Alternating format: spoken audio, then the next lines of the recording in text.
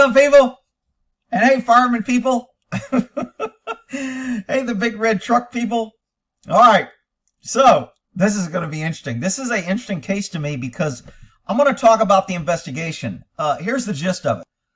Firefighter of the year, paramedic of the year for Polk County was arrested for stealing COVID-19 vaccinations. And if you want to read the article, I'm sure you can Google it and it'll come up. But they kind of talk about the investigation. I've read a couple of articles on it, and there's going to be some interesting legal issues with this case. So I'm going to go over those. So it may be boring to some, but I'm going to be interrupting Mr. Polk here in his briefing, and I'm going to tell you what the legal implications or what's not being said behind the scenes on how this happens. So basically what happened, real quick, the paramedic of the year, his boss, the captain, another government employee who's about to be arrested. They've already arrested that one paramedic I just showed you. He asked him, hey man, I'd like to get a couple of those vaccines for my thing. Now remember, this guy is paramedic of the year. So, and I always said, man, they tried to get me to run for officer of the year and investigator of the year, and they wanted to show and give me some award. I like, you know what? I don't even want that. It's a freaking trinket. It's to put on your resume. It just goes around. The same guy never gets it 2 years in a row. It's not based on merit. It's based on who they like or who they want to give it to. So you owe them or something. And I just didn't give a shit about it. And I got big heat because I didn't show up and I said, I don't even want to be nominated for it. And I was told I was not a team player and all this crap. But there's always ties that come with these nice awards. So this guy was given the award of Paramedic of the Year. Why? Because he was a good team player, because we can trust him, because he'll do what he's told. In this case in point, the captain came to him and asked him a question. I'd like to get a vaccine for my aging parents. And this fine, outstanding paramedic of the year said, no problem. I can get those. I'll just redo and lie on some forms and make some false forms and I'll give it to you. And then next year, maybe you could promote me to lieutenant. And that'll give me a bigger retirement and a bigger pay. Or maybe instead of officer of the year, you can get me officer of a thing, or you'll send me to this special training. There's always these backdoor deals in government. I've told you before, government is people. People, you're going to have corruption. Well, that's why you got to keep government in power, because they're usually not held accountable. All right, let's listen to this. Everyone. I'm joined today by the fire chief from Polk County Fire Rescue, Chief Weech, and also Joe Hallman, who is the Deputy County Commissioner. Okay, I put this on half speed because it's kind of slow, but I'm going to be talking and stopping it, so I want it to go a little bit quicker. Here we go. Chief at the Sheriff's Office is with us today, and we're going to talk about kind of phase two of last week. I was up here saying you can't police yourself or police the community until you first police yourself. And I told you about a deputy and his misdeeds. Today we're going to give you like deja vu at the fire department. The fire department has the same exact attitude. You can't serve the community until you first serve and protect and police yourself. The sheriff I like this Sheriff Grady dude, okay? He's pretty good, he's pretty funny, and he seems like he's got some standards. But he's the exception, he's not the rule. And there's a lot of long-term people that are underneath him that don't have 4 stars on their sleeve that don't like him because they can't pull their government crony capitalism shit and cut all their backdoor deals because they know he'll be on their ass. That's why it's so important to make sure you elect people who have ethics and who won't put up with this bullshit and won't kowtow to being called names and all this. But anyway, that's just part of it. Of course, he has to kind of kiss you before he screws you. So he's kissing the fire department, telling they're great, they're wonderful, they have a high standard, just like us. We're all part of the big team to protect and serve all you pesky citizens, and you can trust us. Okay, to me, I call bullshit. We received a call from Polk Fire Rescue that they thought there was some criminal conduct afoot as it relates to the use of COVID-19 vaccinations. And here's how it started. Battalion Chief Gorokov, Eugene Gorokov, was going through paperwork from paramedic Joshua Colon. I'm going to tell you behind the scenes on how this happened. Somebody else knew about this and dropped a bug in somebody's ear. And that's why this captain was looking at the paperwork. Because if you really think a captain is going to sit here and go through all the paperwork of people that are getting a vaccine, especially when you're paramedic of the year, is giving vaccines to other firefighters, and this captain is going to sit around and go through each document and he's going to find this discrepancy, well, then you don't get it. So they can play this thing like, oh, we have checks and balances and we caught it and we're all above the law and we're all great and we always catch our... That's bullshit. Somebody was pissed off at somebody about him getting it, or didn't like the captain, or heard about some illegal shenanigans, or somebody talked and somebody whispered to this captain, hey man, you better check out this paperwork. That's all I can say. I don't want to be a snitch. And that's how I think this happened. It's my opinion. And he was going through this paperwork because Joshua was assigned doses of the COVID-19 vaccine that he was supposed to give to other firefighters. And there were discrepancies on 3 different forms. And he first told Cologne, hey, I need that paperwork. And then when it came in, it was messed up. I mean, there was misspellings, there was no date of birth, there was just total confusion on these 3 forms. So the battalion chief gets back with the paramedic. Again, this all is to give to 12 firefighters. And this captain is going to sit around and read all the forms and find a missing date of birth? I don't buy it. Somebody dropped a bug in his ear. In my opinion, from my experience. This begins sometime after January the 6th, when paramedic Cologne was issued the vaccinations to give to the firefighters. And still, with the battalion chief's frustration, he recognized the name of one of the 3. He needed it. So this is the battalion. It's even higher. It's even more damn unlikely that a battalion chief is sitting around reviewing paperwork. 3 people. So he called him up on the phone and he said, hey man, he said, we're trying to get this paperwork straight. Can you give me your date of birth? He said, for what? He said, well, for the vaccination. He goes, I didn't get a vaccination. I'm no longer a firefighter. He said, you didn't fill out this paperwork and we didn't, paramedic didn't give you a vaccination. He says, so Johnny not at all. On the spot to notice 3 forms weren't filled out right, didn't know that one of the guys that got the vaccine wasn't even a firefighter? Are you kidding me? I mean, come on, people. Look, I know people are going to, Rick, you're just picking on him because you don't like firemen. It's government. It's the incompetent bureaucracy. It's the low hiring standards. It's the cronyism. It's the promoting the friends and family. It's the power that comes with it. And they think they're above the law in all aspects of government. Not just cops, not just firemen. And people need to realize that, which is why they should never give government more control and more power.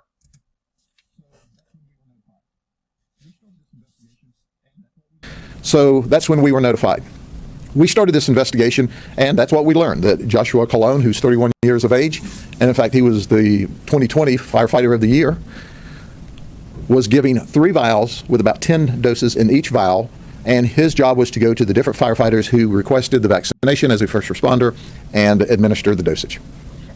We found that the paperwork was totally messed up, as that chief somebody discovered. Dropped a bug, and the battalion commander, he looked into it. He called a guy that he didn't even know was a firefighter and acted like, oh, I'm just kind of following up. I'm telling you, man, if I was running this case, that battalion commander may be having a freaking talk about why he was reviewing paperwork and how he found this and how many other times he reviewed paperwork and who the hell dropped a bug in your ear, because I know. That would be me interviewing this battalion chief. And I'm going to give you this case, how I would work it, because they're going to have a pretty tough case on the captain. He did a few things that he screwed up, but they're still going to have a tough case on him.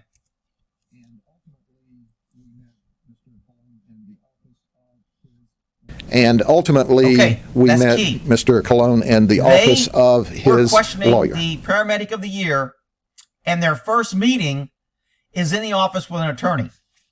So for you that don't understand what's going on that, if I want to talk to somebody and I tell them they're not a suspect, they're not going to be arrested, a lot of times they will want their attorney present. Now, I can say, no, do it now or I'm going to put on an arrest warrant, I'm going to arrest you.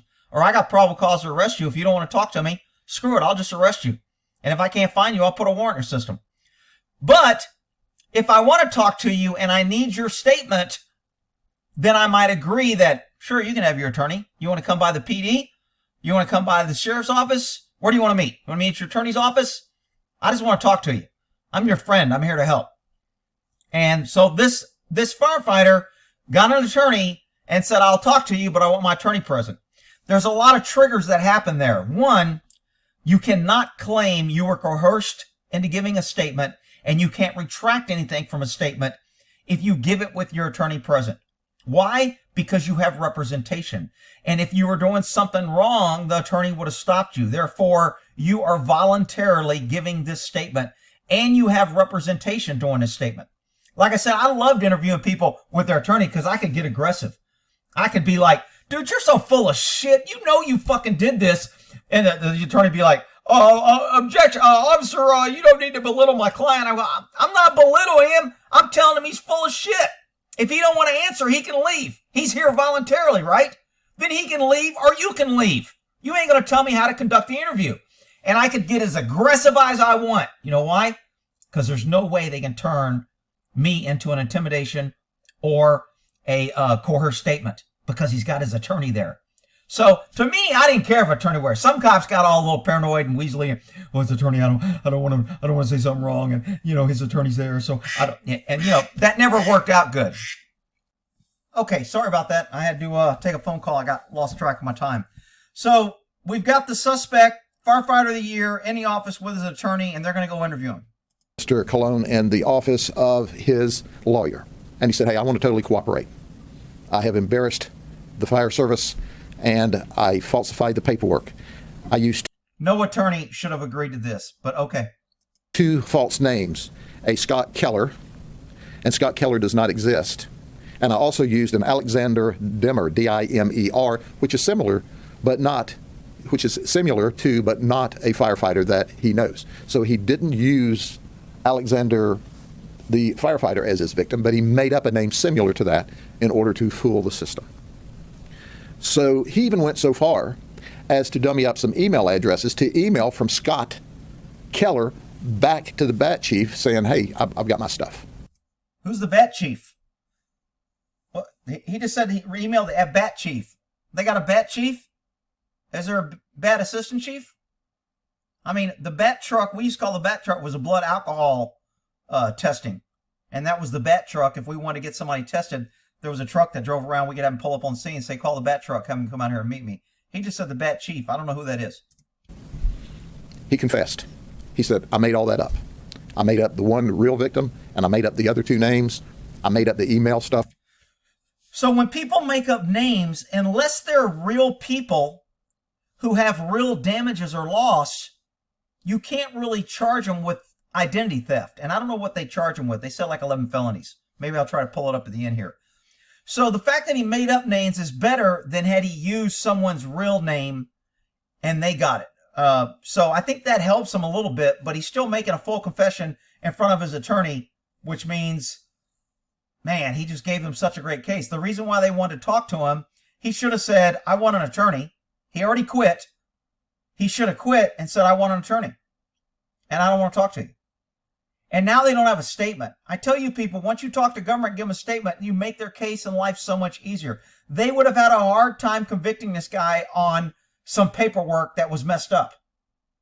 Now, had they got the captain and the captain sung like a bird like this guy, then they could have went after this guy, but it's not quite as strong because when you have co-conspirators blaming each other, it never plays well with the jury because you're both liars, you're both involved, now you're blaming the other guy. So we don't know who to believe and which should we believe in either of you. So that's the problem in these cases. But once one person sings and admits, man, now you're both screwed.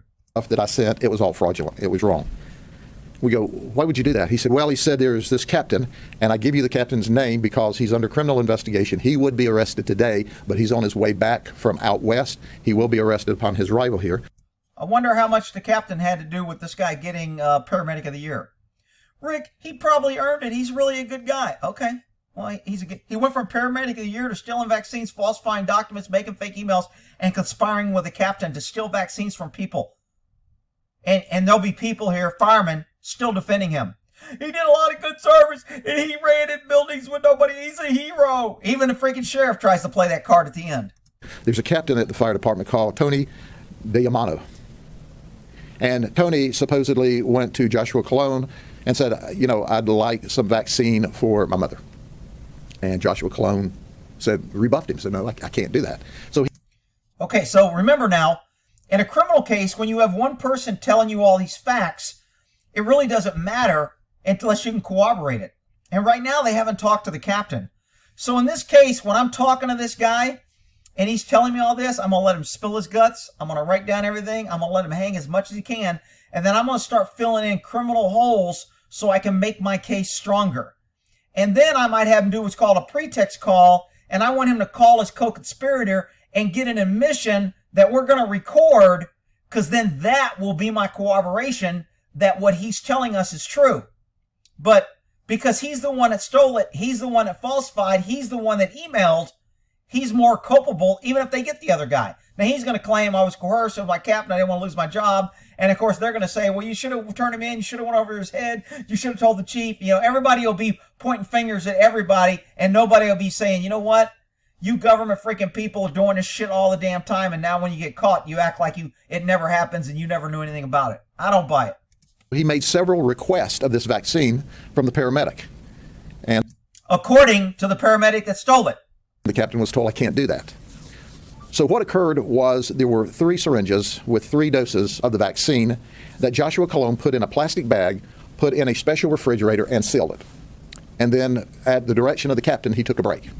So he left, take a break. Okay, so now we have, at the direction of the captain, this kind of converts the conspiracy a little bit better. But again, we only have the guy that we have telling us this story. The captain's going to say, I never told him to take a break. He gave me those. He put those in my car. I'll get to all that in a minute. But just because he said the captain told him to take a break, that don't mean shit. They don't have video cameras in the fire station. If they don't, maybe they should. Maybe we would have video evidence. I'm for all government wearing body cams and having video coverage, especially our crooked-ass politicians. But I digress. Let's stay on this legal case because this is interesting. When he came back, voila, the seal's broken and the vaccinations are gone. Colon says, I didn't see who had them, who took them, but it was a reckoning day because he has to have paperwork for every dosage, and now there's 3 doses for which he has no paperwork. So the captain wanted him to play this secret squirrel, leave it on the counter, and then you don't see me take it, and I don't see you give it to me, and that way neither one of us can implicate the other one if we're caught. So this whole thing kind of smells of conspiracy if this guy is telling the truth, and if we can prove that 1 or 2 or 3 things that he said is true through corroboration, then we can assume that the other stuff he's telling us is true. And we'll use that as saying, he was cooperative. He voluntarily gave us a statement. When he gave us a statement, we got this corroborated through this, A, B, and C. And so therefore we believe his whole statement. And that's where this case is going, but it's still iffy on this captain.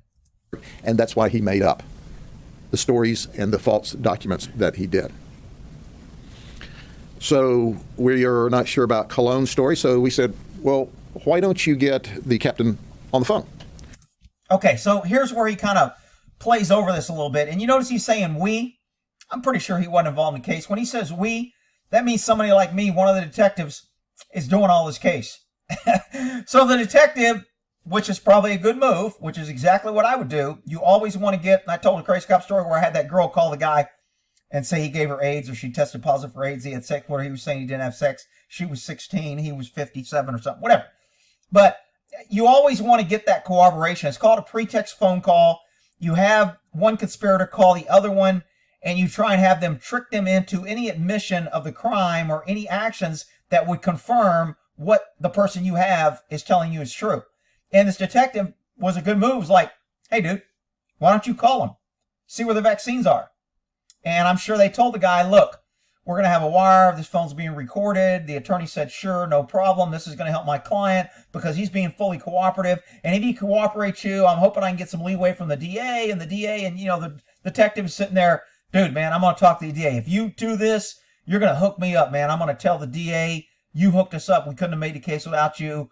And I'm going to recommend a sweetheart deal. All that means shit. I can't give him a sweetheart deal. The DA, when I go tell the DA that, the DA can go, okay, cool, Gore. All right, you've hooked me up a lot. I kind of agree with you. I wouldn't have made this deal, but if you want me to do it, I'll cut you this one. I'll go ahead and give him a good deal. Or he may go, tough shit, Gore. I don't give a shit what you got. This is a stone drop case. I'm going to freaking get a conviction in front of a jury. I don't even have to call for him a plea. He goes, I ain't cutting him no deal. I don't care what you told him. So I go back to the guy and go, hey, man, I recommend the DA, but he told me to pack sand. Sorry. So, again, don't listen to what cops are telling you, man. The government has the deck stacked against you, pesky citizens. So they get Captain Tony Damiano on the phone, and he's saying, hey, I need those vaccinations back. He says, I'm in trouble administratively. I need them. Now, this is where the captain should have went, what are you talking about? What vaccines? Remember, he was all slick when he said, leave them on the refrigerator, take a break, and I'll come back and get them. But he wasn't too slick on the phone. Instead of saying, I don't know what the hell you're talking about, dude. Why are you calling me about vaccines? What's going on? And he should have played dumb. And then this guy would have had no cooperation. And his shit would have been a lot better. And they wouldn't have got shit on this captain. But because the captain made some admissions on the phone, now he's kind of screwed. So they're having this conversation, and he said, well, I'm out west, but the vaccinations are in my car. Whoa. So now we have the captain admitting he has possession of the vaccine. We also have the captain, probably in the course of the conversation, he never asked, what vaccine? What are you talking about? I don't know what you mean. He admitted knowledge of the vaccine. He admitted that he had them.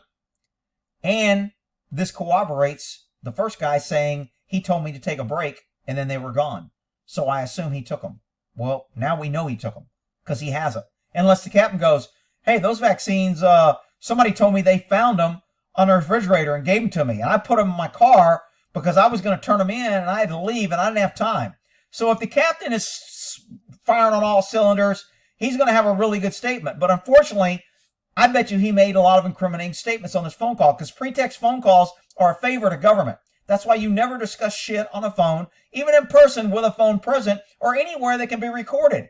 So, I mean, look, these guys, the biggest, hardest part is going to make this captain more culpable, because the captain is going to play, no matter what they got on him, hey, man, I never told him to sell it. I thought if he had some extras, or if, he wasn't using it, or if there was something that went bad and he couldn't use, I would take it from my parents. I never intended, implied, or suggested that this guy's steal and do all this. I would never do that. I'm a captain.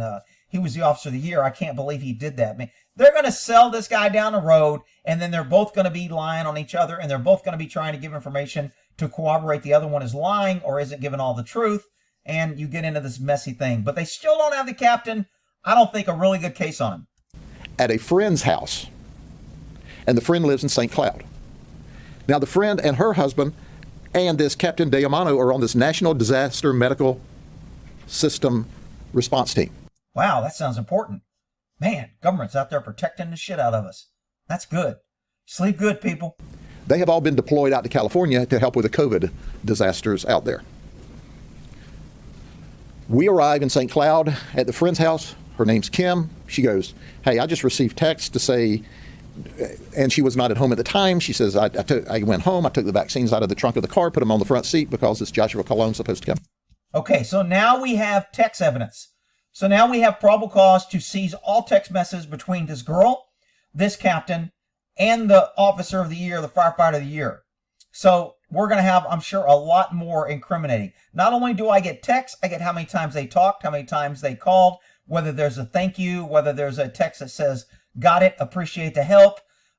There's all kind of shit evidence now that we're going to get from this digital media between the two of them. Then we're going to get their emails. I'm going to write search warrants on all their email accounts, including their government and private.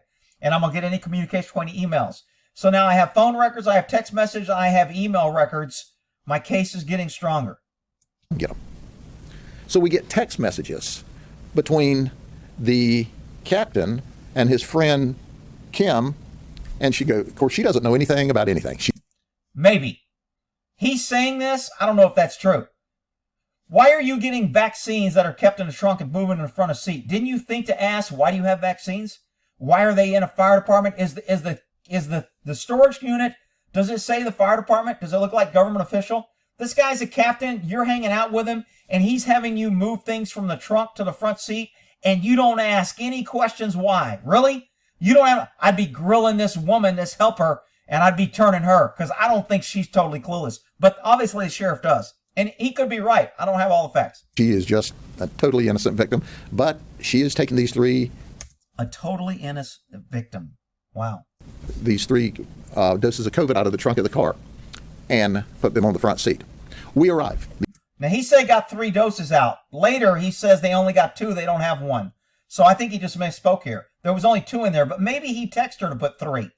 So where did the other one go? Now when the one that's missing and we start investigating that on who's got it, where'd it go, who did you give it to, how did they know they got it, who gave them the shot, where's the empty needle, where did it actually do, who did you hand it over to? So this case is still evolving, and it's a pretty good case.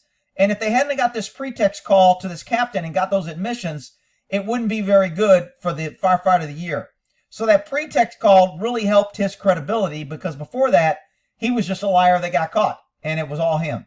The Osceola County Sheriff's Office was fantastic. They helped us. We got a search warrant. We recovered 2 doses. We still don't know where the 1 syringe and the 1 dose is, but we recovered 2 doses. But interesting enough, even though that Captain Damiano said it in jest, he said, maybe you want to wipe the fingerprints off of the bag. That's what he told Kim. Oh, further in a conspiracy. Consciousness of guilt. Now we're saying remove fingerprint. You know, this guy ain't going to say, well, I didn't think there was anything wrong. I just thought he was giving me excess. But now I'm making jokes about removing fingerprints. Now we pretty much complete the task of proving that all parties involved knew it was criminal and wrong. No one can say, I didn't know. Also, I think the captain was a deputy, a reserve deputy with the sheriff's office. I think he says that's at the end, which even gives this guy more knowledge of law enforcement, but it also goes to show his lack of ignorance on how easy this crime is going to be to solve.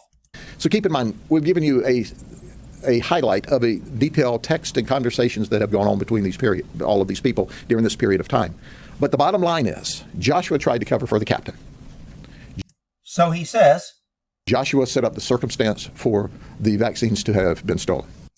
That's true. He did. He had control of the vaccine. They were issued to him. He mishandled them and made up false information. So that's true. Joshua is absolutely the strongest case and most culpable, which is why they don't want to cut him a good deal.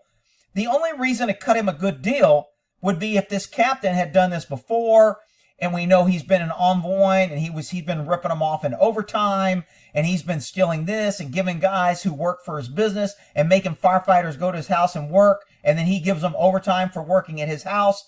Those are all scams that happen all the time in government and cops and firemen. But unless they got all that, the big fish he made a freaking statement in the presence of his attorney, a full confession. So he's screwed. Why would they want to cut a deal with him? Had Joshua simply gone to his boss right then, he'd have been the hero. Absolute BS. He would not have been a hero. He would have been, the captain would have been, I don't know what he's talking about. He said, I never said that. This guy's crazy. I can't believe he's officer of the year. We better put him on a psyche valve. And guess who they would have believed? Firefighter of the year or captain who's been a captain for 14 years. Who do you think they were going to believe that this guy went to his boss?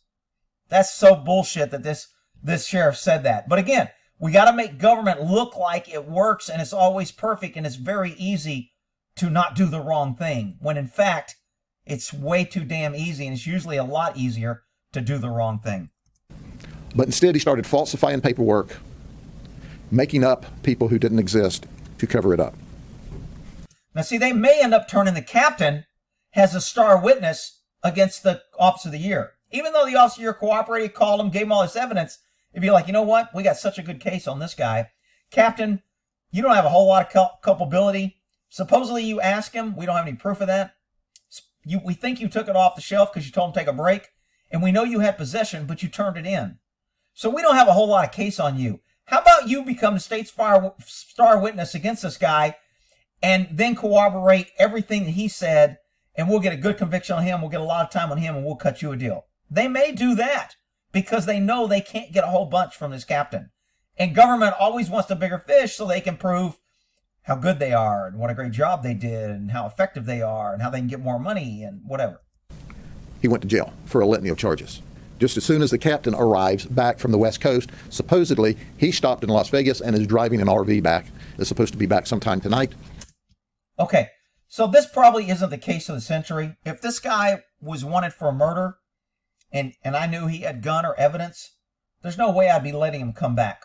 So they're letting him come back because they're assuming he may have the extra vial. Does that really help or change the case? I mean, they very easily could have went, wherever you're at, I'm getting a warrant. I'm filing it in the federal system. And as soon as I find out where you're at, I'm going to have the local authorities go arrest your ass right there. And then I'm going to extradite your ass back here. They could have done that. Why are they letting this guy drive back, land in Las Vegas, get a rental car, and then drive in here? The guy can commit suicide. He can destroy evidence. He can get rid of his phone. He can buy a new phone. He can be using burner phones. He can be coordinating with other co-conspirators that they don't know about. I'm not a big fan of letting this guy come back and let this go this long now that the gig's up. But this isn't the case of the century, and the exposure isn't like somebody looking at life in prison. The exposure on this may be a couple years. So I'm iffy about letting him come back, but I would still like to get the bigger fish, the captain, because he was in charge and he made he's been a captain 14 years. He's the most culpable in my book.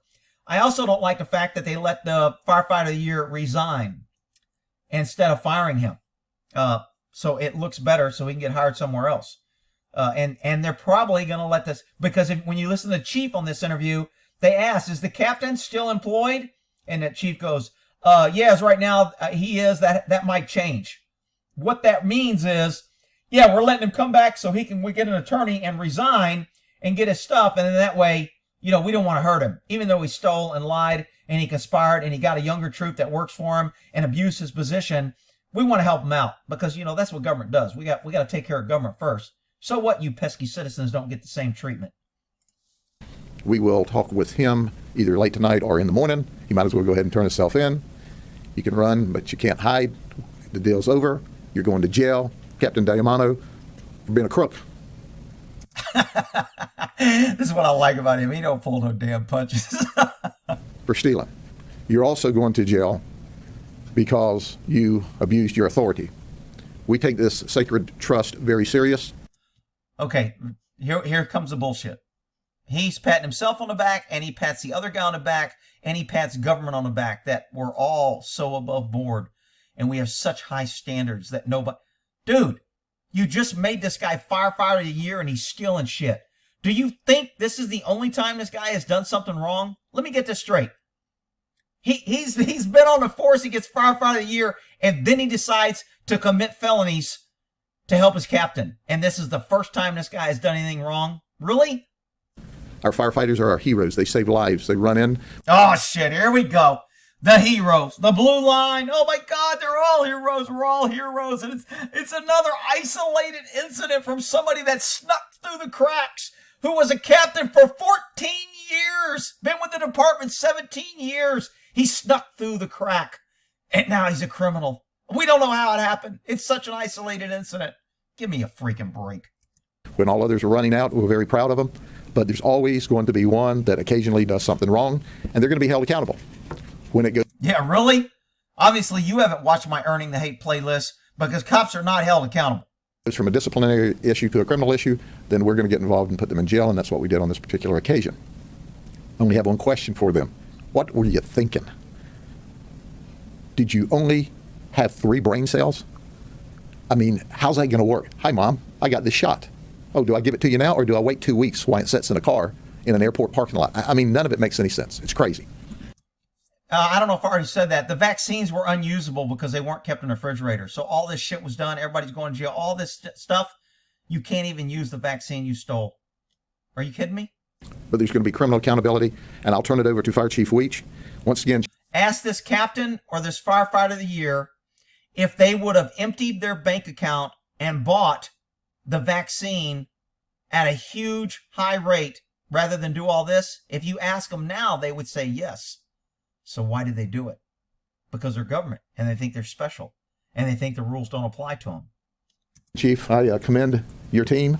Your internal controls saw something was wrong and drew attention to that, and that's why we Wow, man, that's really good. Good job, Captain. Your guys did such a great job, and you caught it, and you called us, and you... Somebody tip these guys off, dude. Don't buy this shit that some division battalion commander was sitting around reviewing freaking paperwork on a vaccine and caught this discrepancy. And now they're claiming we have great process checks that would catch anything. Are you kidding me? were able to do what we did and to guarantee the validity of the checks and balance system that you have at the fire department. We appreciate that. Chief.